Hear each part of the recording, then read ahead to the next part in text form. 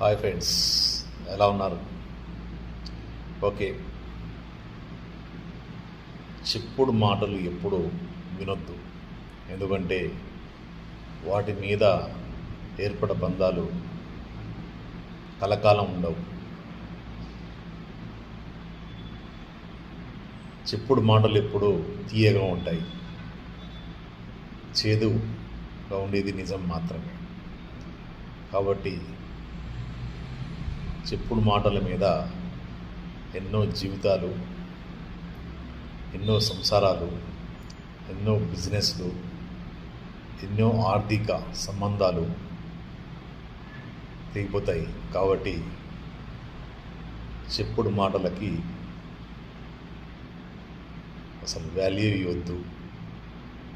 తీయగా మాట్లాడడానికి దగ్గరే రానివద్దు.